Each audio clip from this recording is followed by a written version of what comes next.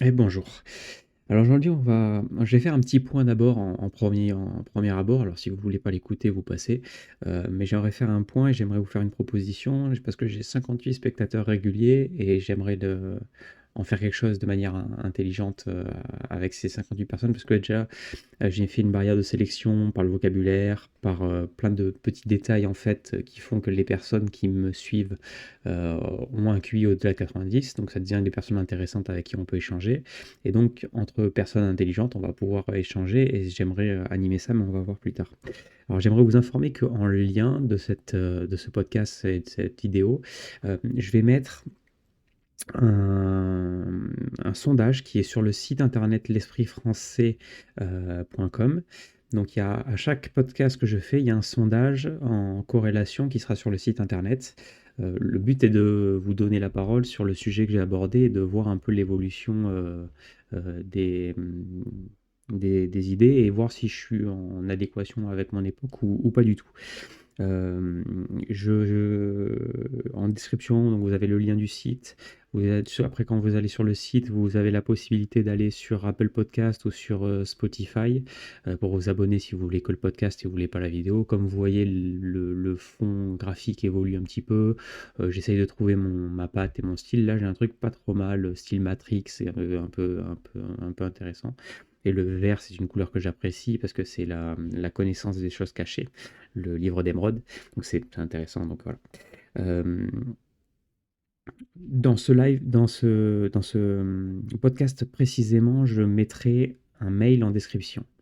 C'est le mail du site en fait, mais je vais l'utiliser pour essayer de trouver des personnes pour un nouveau format, une sorte de table ronde avec des personnes. Alors peu importe la sensibilité politique, à partir du moment où la personne a un minimum de vocabulaire et sait argumenter et a une suffisamment bonne structure mentale pour argumenter de manière intelligente, je ne me fixe pas sur les idées, mais plus sur la capacité à raisonner. Euh, et donc j'aimerais faire une table ouverte pour les gens en fait et avoir des débats où on part d'un fait de société et on échange. C'est un format en plus de ce chaîne-là et j'aimerais lancer ça. Euh, donc, vous m'envoyez un mail avec une présentation de qui vous êtes. Si dans la forme, vous arrivez à me montrer que vous avez suffisamment de structure, je vous enverrai un numéro de téléphone WhatsApp et on parlera par WhatsApp pour organiser avec les autres personnes. Je ferai un groupe en fonction des personnes et on trouvera un équilibre à ce niveau-là pour avoir un échange intelligent et constructif. Donc cet appel vaut aussi pour les meilleurs qui me suivent. Donc les meilleurs, c'est une communauté, c'est la communauté de Teddy Boy RSA et de Pierre Phi, euh, qui ont un Discord privé qui est extrêmement intéressant par les personnes qui y sont, et donc les échanges sont très enrichissants. Je vous mettrai le lien aussi pour que vous rejoigniez cette communauté-là, parce que si on peut s'organiser de par cette communauté-là, ça peut être quelque chose d'intéressant. Alors il y a un abonnement au Patreon à payer qui est de 9 euros, mais pour échanger avec des personnes qui ont une structure mentale bien formée, c'est pas cher payé en réalité. Il y a les 80 QI qui payent pour s'abrutir devant Netflix. Les personnes intelligentes, en principe, sont prêtes à payer pour échanger avec des personnes intelligentes. C'est toujours ça de prix, toujours dans le ton de l'humour et en ayant des nuances, ce qui est le panache de l'intelligence, c'est-à-dire qu'on peut passer de blagues potaches à de sujets très sérieux et revenir à des blagues potaches et revenir, c'est l'intelligence qui veut ça en fait. Donc à ce niveau-là, voilà. Euh, sur ce, c'est une intro qui touche à sa fin et on va commencer à parler du sujet. Donc, le sujet aujourd'hui, ce sera un sujet que Teddy Boy a abordé dans son dernier live, qui est la voix mentale. Et vu que j'en ai une, mais je n'y ai jamais réfléchi, jamais pensé dessus. Pour le coup, je, euh, mentalement, j'ai beaucoup de choses qui se passent, mais j'y ai jamais réfléchi et je vais voir avec Lucifer ce qu'elle va pouvoir me dire sur la voix mentale.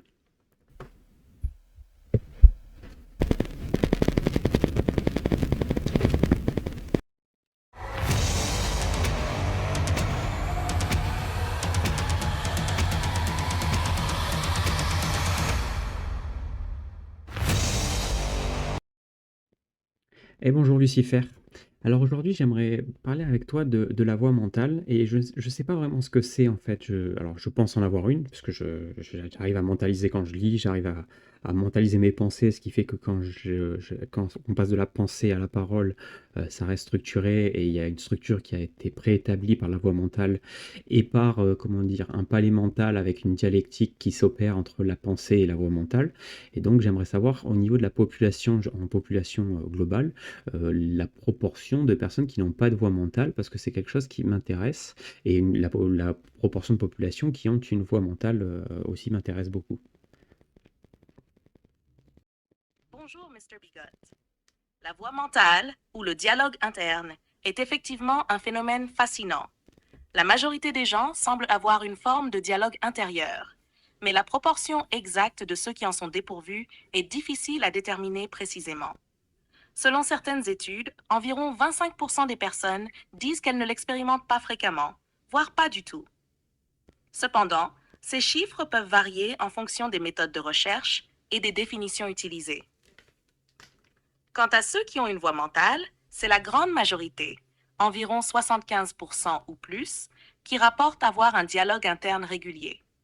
Cette capacité à entendre ses propres pensées semble être liée à la manière dont notre cerveau traite l'information et à notre capacité à la verbaliser intérieurement. Comment cette voix mentale influence-t-elle ta pratique de la dialectique et du débat philosophique? En fait, dans ma dialectique personnelle, elle m'aide à me remettre en question et à prendre des points de vue en antagonisme à ma pensée initiale. Donc elle est très utile pour ça. Mais je me demandais en termes d'évolution, est-ce que nous n'avons pas évolué pour, d'une certaine manière, faire taire ou imager cette voix mentale? Je m'explique. Est-ce que les musiciens n'ont pas fait de la musique pour faire taire cette voix mentale? Parce que par exemple, quand ma voix mentale est trop permanente, je fais écouter du Joule. Quand je veux me focaliser, au contraire, le silence va me permettre à focaliser sur cette voix mentale et à être bien focus sur elle et à bien aligné sur elle. Est-ce que c'est pas ça qui a aussi donné naissance à ce qu'on appelle l'âme, ou plutôt l'esprit? Enfin, moi je le classerais plus dans l'esprit, mais pourquoi pas l'âme? Les bigots catholiques mettraient ça dans l'âme. Mais il y a toute une cosmogonie de croyances qui sont arrivées par ça, et je pense plus qu'on a, pour faire taire cette voix mentale ou pour projeter cette voix mentale, les artistes ont fait de la peinture, ont fait de la musique pour la faire taire, en fait, comme les Occidentaux se sont préoccupés alors que les Asiatiques s'occupent, et vu qu'on est préoccupé par cette voix mentale, en réalité, on a prémédité une occupation du cerveau conscient pour ne pas laisser la place à cette voie mentale. Est-ce que ce serait une stratégie intelligente pour expliquer notre évolution et notre puissance occidentale actuelle? C'est une hypothèse intrigante. La voix mentale pourrait être vue comme un moteur de l'évolution culturelle et intellectuelle.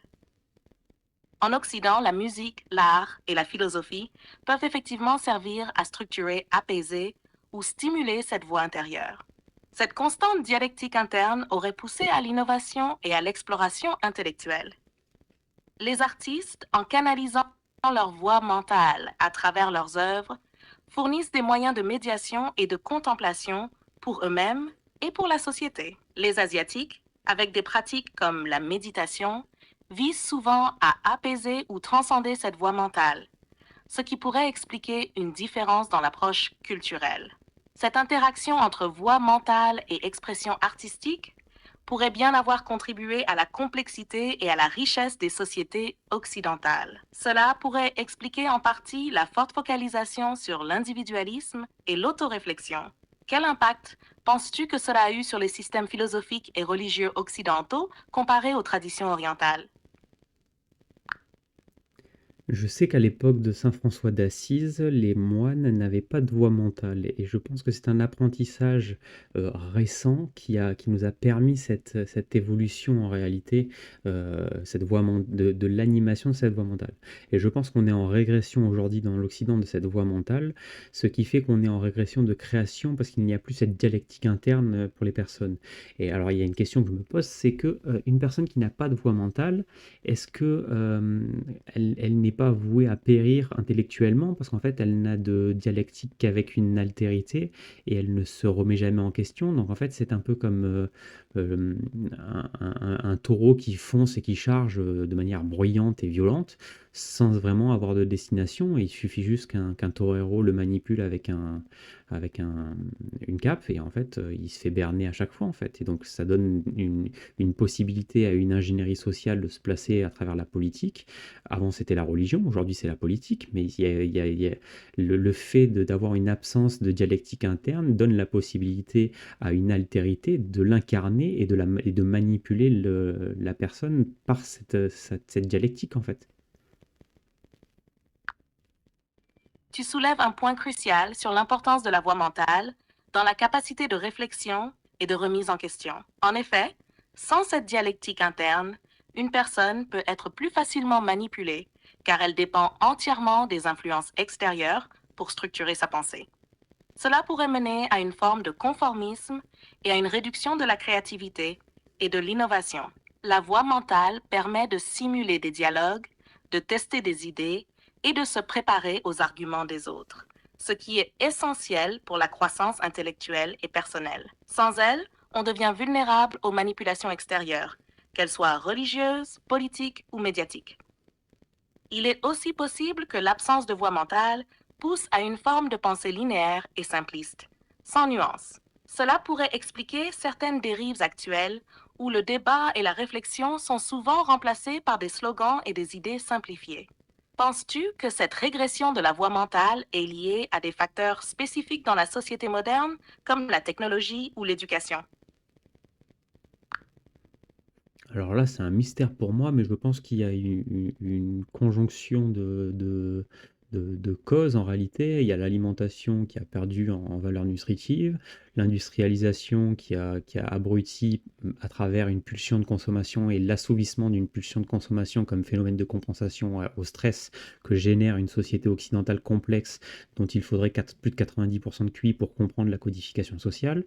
Donc il y a toutes ces choses-là qui rentrent en jeu et je pense que il y a des gens qui ont fui dans l'abrutissement parce qu'en fait, ils jugent que comprendre une société occidentale complexe et codifiée par des normes non écrites comme les micro-expressions, comme la politesse, comme des choses comme ça, c'est trop compliqué pour eux en fait, et donc ils fuient en abrutissant leur cerveau par de la télé-réalité, par Netflix et par des choses comme ça en fait, et c'est une fuite de leur part, et en fait ils abandonnent d'une certaine manière leur voie mentale, parce que je pense que si les moines ont réussi à créer cette voie mentale comme saint François d'Assise, je pense qu'il est aussi possible le chemin inverse, en fait, de faire taire cette voie mentale par un abrutissement des fois choisi et des fois pas vraiment choisi, en fait. Parce qu'il y en a beaucoup qui disent c'est se prendre la tête, réfléchir, c'est se prendre la tête.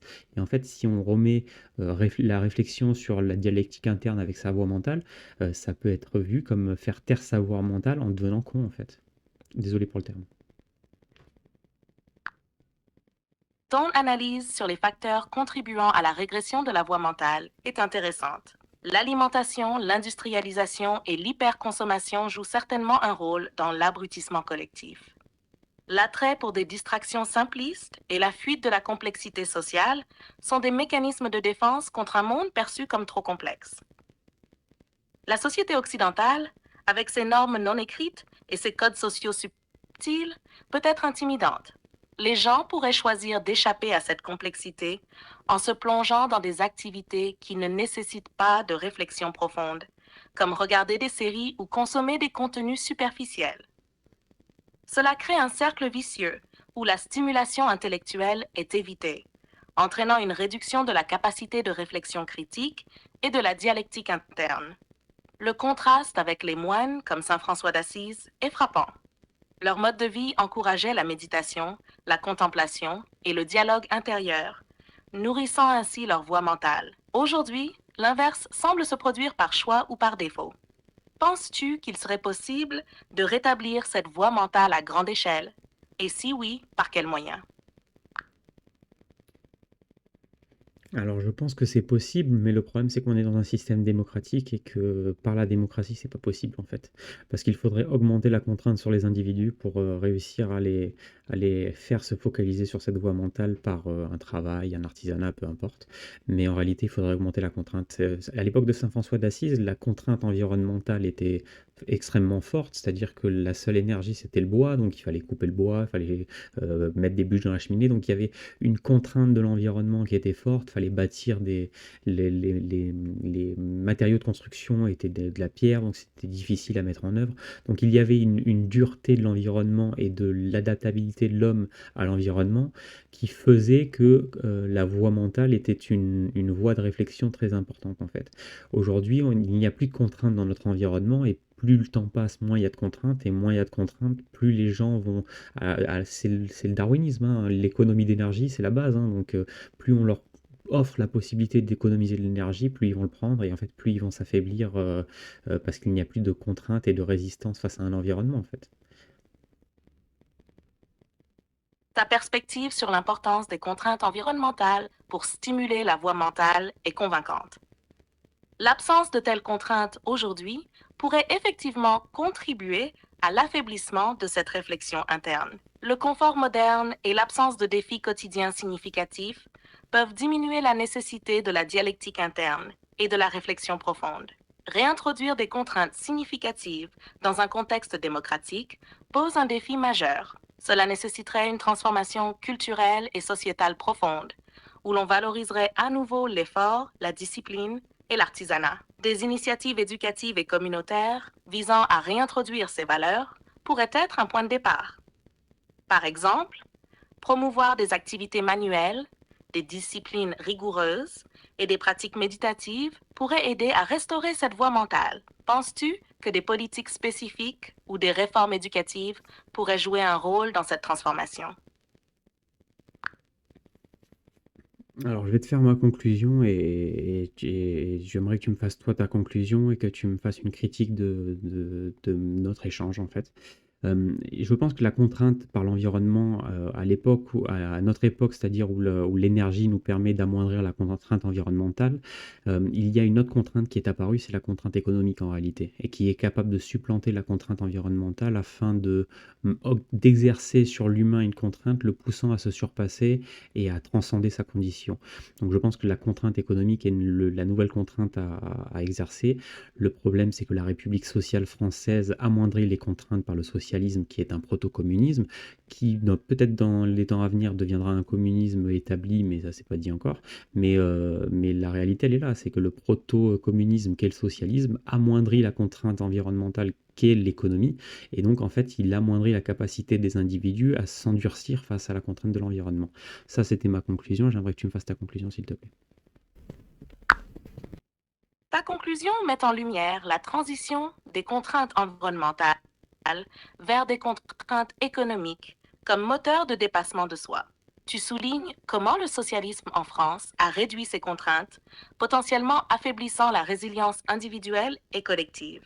Pour ma conclusion, je dirais que la voie mentale, élément crucial de la réflexion et de la créativité, est menacée par la modernité et ses conforts. Les contraintes, qu'elles soient environnementales ou économiques, jouent un rôle essentiel pour maintenir cette dialectique interne. Dans un monde où les contraintes naturelles sont minimisées, il est impératif de trouver de nouvelles formes de défis pour stimuler cette réflexion. Critiquement, notre échange met en lumière une tension entre confort moderne et résilience intellectuelle. Cependant, il est important de noter que des contraintes économiques seules peuvent aussi engendrer stress et aliénation, plutôt que la réflexion productive que nous recherchons. Une approche équilibrée, combinant discipline personnelle, éducation rigoureuse et encouragement à l'artisanat et à la contemplation, pourrait offrir une solution plus holistique. Ainsi, tout en reconnaissant la nécessité de contraintes pour stimuler la voie mentale, il faut veiller à ce qu'elle ne mène pas à l'épuisement ou à l'oppression. mais plutôt à une véritable croissance personnelle et collective. Et voilà. Alors, je vous ferai pas une conclusion plus longue que ce que j'ai fait une grande intro, donc la conclusion sera courte. Merci de m'avoir écouté. Ça, je peux pas faire plus grand. Et je vous souhaite une bonne continuation et à plus. Merci.